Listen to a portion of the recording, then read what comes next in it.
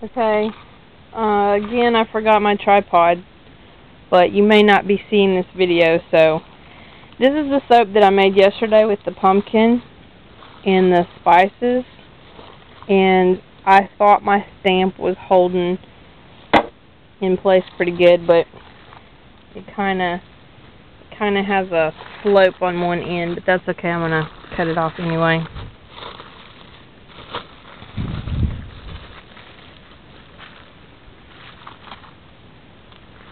I didn't pull this one as tightly as I normally do. When I put the garbage bags in the mold and then I pour the soap in, I usually try to give a good tug on all of the sides so that I have a really smooth bar.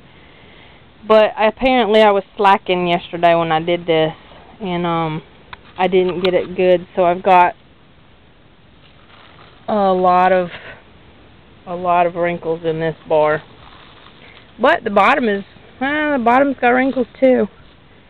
Oh well.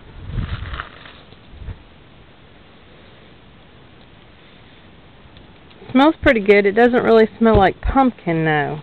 It has you know what I smell a lot of? Let me pull my chair.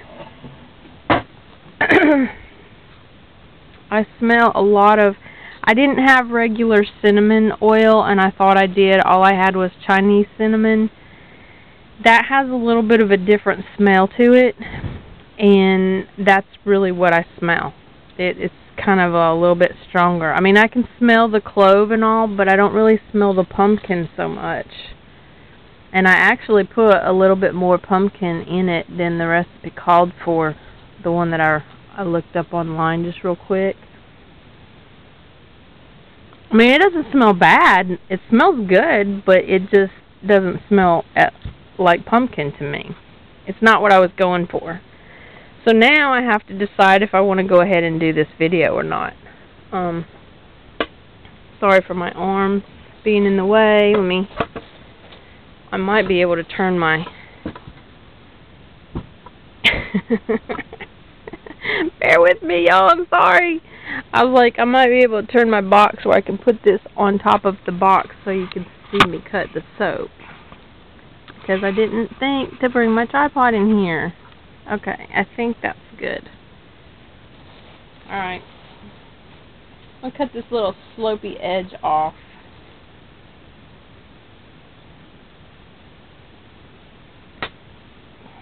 Kind of make it more. I'm not going to cut a real big end. Actually, I'm going to cut way up here because I want to see. I kind of tried to mix it together. So I kind of want to see what it looks like. Hey now, that looks pretty good. That's a good, see, you can't tell that from the end piece when I cut the end piece off. See, it's kind of plain. But if it looked like that, that looks pretty amazing. I did a good swirl job on that one. You know, I've been trying to swirl stuff for so long, and what's kept me back was the fear of messing it up. Which is my life story, actually. Fear holds me back a lot. Little tidbit you didn't know about me. But yesterday when I was making this, I was experimenting, and I thought, you know what the heck, I don't think it's going to turn out like I want it to anyway, so let's just get that spoon down in there and just stir it really good. And that's what I did. I stuck the spoon down in there and I gave it several swirl motions, and then I came back and I did the top so that the top's got this. See, normally when I put this in the mold and I cover it with the blankets and everything, when it heats up, all of this smooshes down, so you have a flat top.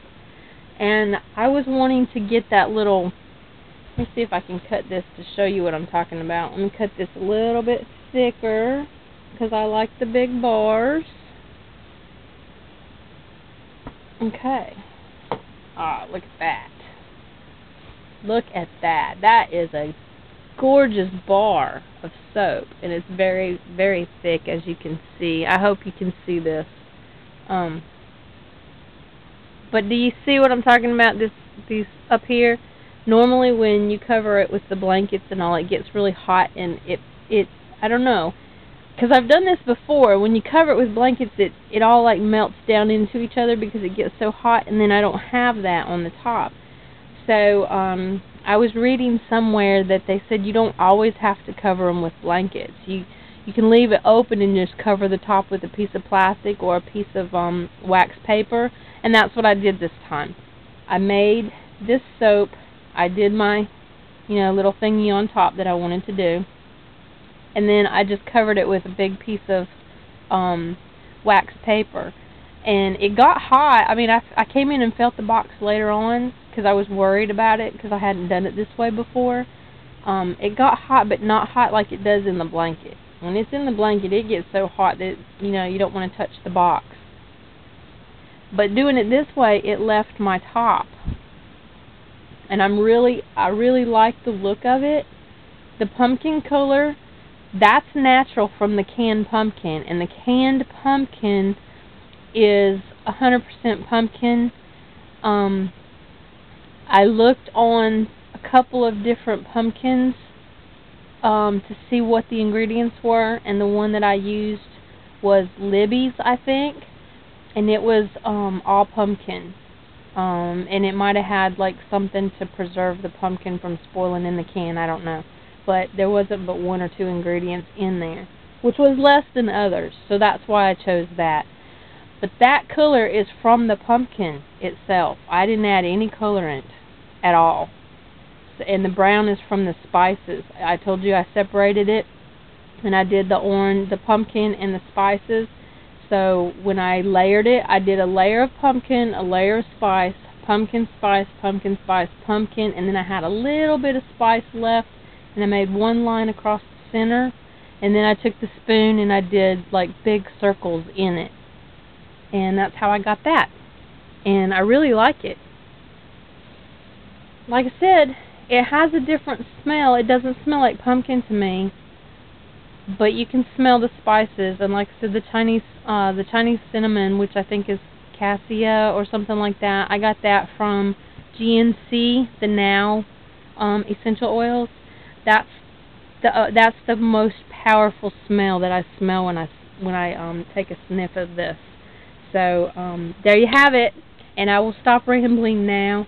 I'm thinking that I might do another soap this afternoon. It just depends. I've got to go pay some bills and stuff, so it depends on what my time is like, because I've got to go all the way down to the coast and do that. So, until next time, y'all, thanks for watching. Please rate, comment, and subscribe. Bye.